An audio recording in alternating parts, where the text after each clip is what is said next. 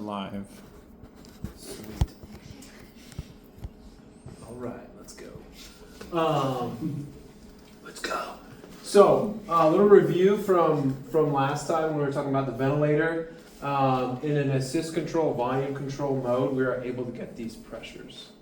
Because in a volume control mode, you measure pressures. So we're able to get your peak inspiratory pressure and your plateau pressure. And remember, our peak inspiratory pressure is a dynamic pressure as air is moving into the lungs. And then remember, we did that maneuver. We all looked weird. The plateau pressure where we breathe in and you hold your breath, and it's like equilibrium between the alveoli and basically the ventilator. And so that's a static pressure. There's no air movement. There's equilibrium of air movement, and you do a inspiratory hold maneuver actually on the vent to get that pressure. So basically, we said that that's a surrogate for what pressure? Alveolar. Alveoli. Yeah, your alveolar pressure. And we care about that because this is this puny little one cell layer thick, very delicate being.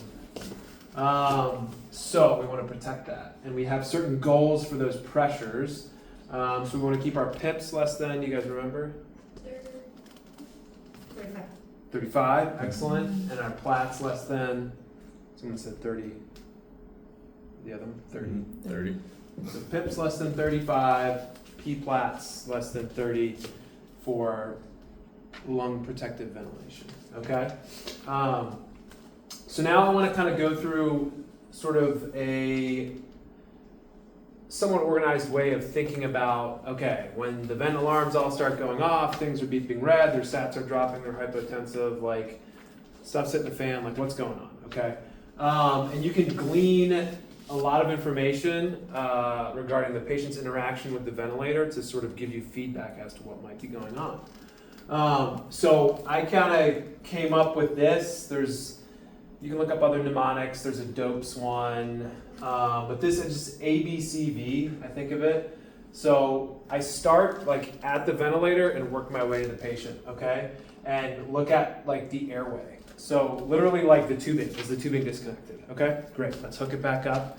Let's go eat our lunch, you know? It's like, could be something as simple as that. So is the tubing in place? Is it kinked? Is it disconnected? Do you have, like getting a chest x-ray, has the patient moved or something, and then mainstem their right mainstem bronchus? That could be one of the issues. Could be obstructed. Maybe it just needs to be suctioned. They've got a big loogie in there, either in the ET tube or a lot of condensation in the tube. So I think of like airway and tubing, okay, initially. And then you can move on to the actual body and breath sounds physical exam. So are breath sounds absent on one side? Are they absent on one side and they've got JVD? Maybe they have a tension pneumothorax. Is there tracheal deviation, tension pneumothorax? So you can get your ultrasound while you're waiting for chest x-ray to come, and you can see, okay, do we have bilateral lung slide or not? Listen to them, are they wheezing? Maybe they're having acute bronchospasm. Maybe they just need an albuterol neb or a duodenum. And also with that I put SATs, so what are their saturations? And then getting like an ABG, VBG, maybe to further work that up. So this is kind of like physical exams type stuff. And then circulation as you're working your way down, like kind of like your ABCs, and I like this is sort of like ECLS too-ish. But in conjunction with maybe some of these things, are they also hypotensive? We had talked about one of the things, especially with like asthmatics and COPD players, they're subject to developing autopeep, and so if they're breath stacking, that reduces venous return, and maybe they're getting hypotensive from that. So we learned how to look at the ventilator and potentially detect that. That's typically a pretty easy fix. You disconnect them and you literally push on their chest, have them breathe out, and then you work on changing your ventilator settings. Or you can sedate them, get them more compliant with the ventilator, things of that nature to try to troubleshoot that. This is where, like, sort of in the exam, you're always gonna hear me call for like the point of care ultrasound. So we can do a lot with that. We can, again, look for lung slide. I can look at the heart. I can look at its function. I can look to see is there a pericardial effusion or something around it. Also, not just that, but think about like arrhythmias in the ICU. So maybe it's not so much a ventilator issue, but it's more of a hemodynamic issue. Like someone with bad heart failure goes into AFib with RVR. So now they're not filling and they're just kind of doing this with their heart. So, obviously that, VTAC, some of your other more malignant arrhythmias, but that's something to keep in mind. And then what's another thing, if someone's got, say you're kind of working your way down here and they're kind of hypotensive, maybe they have an arrhythmia. Well, like what caused that arrhythmia and what might we want to get? What's a test that's like as old as time that we get on people? We put leads on them. EKG. An EKG, okay? So sometimes you're striking out. You're like, this patient's kind of crumping, they're hypotensive, maybe they're having like little runs of VTAC or something. That's like the arrhythmia of like, my heart muscle is ischemic, I don't like this. And so I'm gonna do VTAC. And so getting an EKG, maybe you see signs of ischemia or it's different from your comparator EKG. That's why I like to get an EKG on everyone who comes into the unit. Then we have a baseline. Then when stuff hits the fan, we can kind of see is there a change. So that might be something you're going to do in conjunction with your point of care ultrasound. Anybody have like questions about sort of a systematic way of just starting at the ventilator, working your way up to the tubing, getting to the lungs, listening to the lungs, what are their hemodynamics doing? Oh, they're hypotensive, okay, like what could cause that? Oh, they have arrhythmia, what could cause that? How do we need to like think about evaluating that? So that's kind of like your bread and butter approach, ABC, and then looking at the ventilator, and again, in order to check these pressures, we have to be in a volume controlled mode. So I'd even advocate just like switching them to a volume controlled mode, because then you'll be able to see like what are the pressures doing if they're on a pressure control. Most of our people are on a volume controlled, but that's because you can get these peak inspiratory pressures and these plateau pressures, okay? And that's going to tell you a lot about what the airways are doing and what the lung compliance is doing, okay? So the difference between your peak inspiratory pressure and your plateau pressure should be around 5, okay? What do you think it means if both your peak inspiratory pressure and your plateau pressure go up proportionally? Can anybody? Or is this sounds like interstitial lung disease, maybe? That's just over this. Yeah, good. Let's start. We'll start. That's one of them. We'll start here. What would say I have a big like mucus plug in one of my main airways? What's that going to do to my peak inspiratory pressure trying to go across that? It's going to shoot it up, right? Or in your tubing or whatever. So I've got a big mucus plug here, so it takes a lot more pressure to get that air in, but then once it gets into the alveoli, what about it getting back? Is that going to be lower or higher? Is your plateau pressure going to be coming back to the vent, reading by the vent, you've got a roadblock here. Is that pressure going to be lower or higher? It's going to be lower, right? Because you pushed past it with that moving pressure, but then you've got an obstruction. When you equilibrate, it's like stuck down there, not getting past that mucus plug and giving you that pressure back to the ventilator. Does that make sense? So you have a difference, okay? So that's this, we'll start here, that's this one. So when you have a difference with your peak inspiratory pressure and your plateau pressure greater than 5, okay, you need to be thinking airway issue, okay? This is an airway issue. So we said one, mucus plug. What's another thing that could create a high peak inspiratory pressure and then a lower plateau pressure so the air is not getting back as much? What about bronchospasm? So airway issues.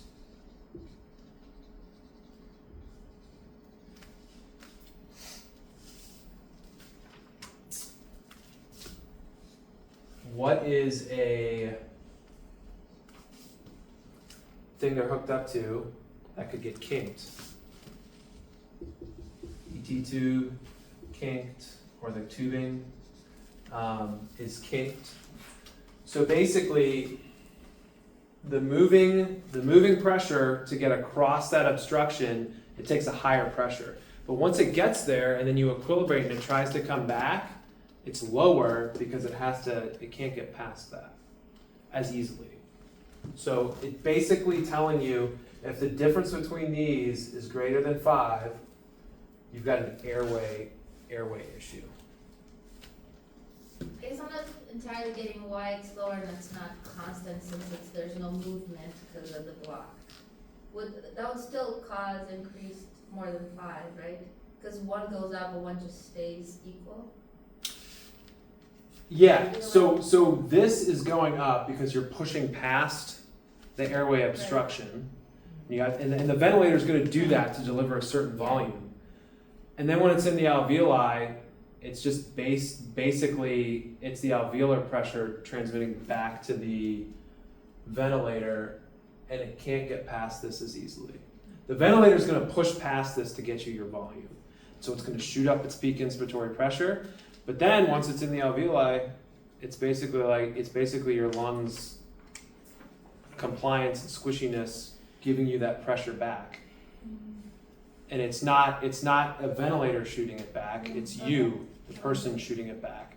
And if you've got a lot of bronchospasm or you got a lot of mucus plugging, it's not like those alveoli are gonna push harder to get it back. Does that make sense? It's basically like a static pressure, I'm all obstructed, I can't get past it. So I got a low plateau pressure. Does that kind of make sense? So basically the take home is if your difference between these, so your peak inspiratory pressure you see on every single breath, your plateau pressure you gotta do an inspiratory hold to see it. And if you have a delta that's greater than 5 and they're having issues in the vent, you gotta start to think, okay, something's going on with the airways. Do they need Duaneb? Listen to them. Are they wheezing?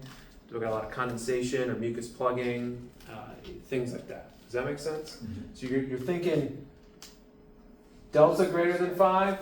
Let's look at our airways, okay? Just to try to solve a problem if there is a problem. Okay. So say this isn't here. And like you said, we've got interstitial lung disease or ARDS, and our lungs become really stiff and not compliant.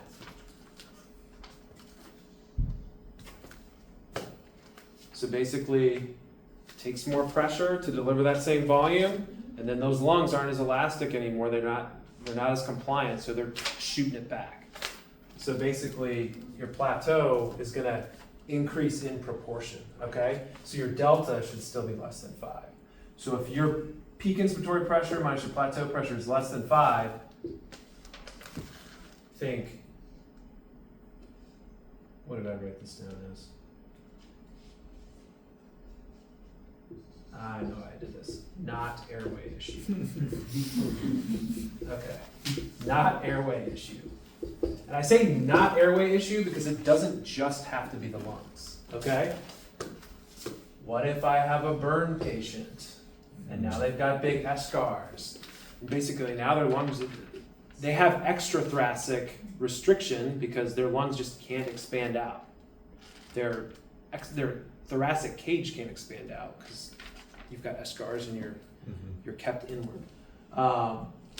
What if you have massive abdominal compartment syndrome, right?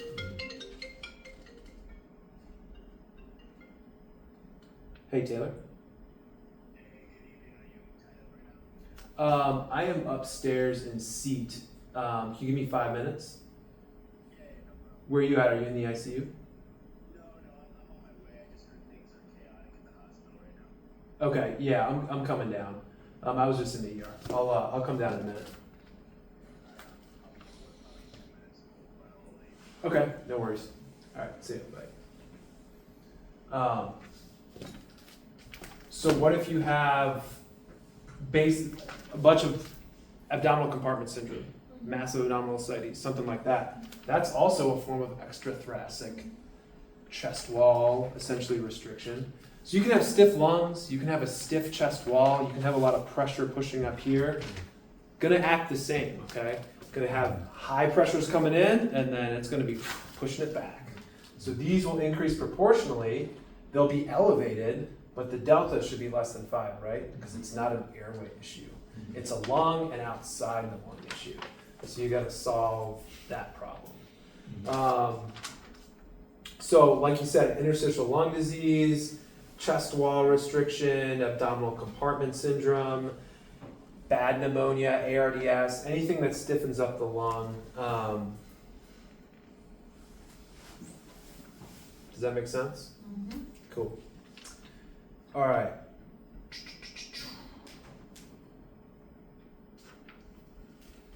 And we talked about auto-PEEP. So if you have this scenario and you're hypotensive, that should make you think, is my venous return decreased? Do I have auto-PEEP? Am I breath stacking?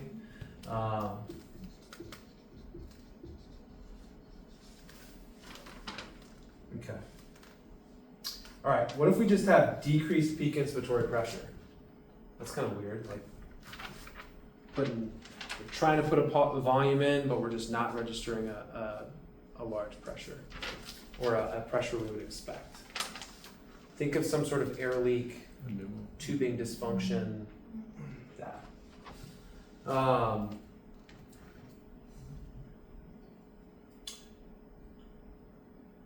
Maybe your balloon went down, you got an air leak. Okay. And then, what if you have all your pressures are normal, but the patient's still decompensating? So now you got to start thinking like, okay, no longer do I think this is necessarily a ventilator issue. People still have MIs, people still have PEs, exactly. PE is the one where you're not going to see all this stuff change. Yeah, that kind of like rounds it out. Think like cardiac. Or obstructive shock, PE, pericardial effusion, MI, things like that. That's kind of all I had for sort of an organized way of, as the alarms are going off, sort of like thinking through the patient, ABCV, and then in a volume controlled mode, you can get these numbers, PIP you're seeing in every single breath, P-plat, you just got to do an inspiratory hold, and just seeing, are those the same and they're elevated? Are those this normal? That tells you a lot. Or is there a big difference between the two? That helps you differentiate, is this a lung issue and outside the lungs, or is this an airway issue? Or is all of this normal and we got to start thinking like other cardiac reasons for why they might not be doing well? Okay. This works best when I can also demonstrate these things on event. I don't know that we're gonna have time to do that today, just because it sounds like I might have to go do some stuff. But we're at right about a half hour, so Yeah. you got some stuff to do.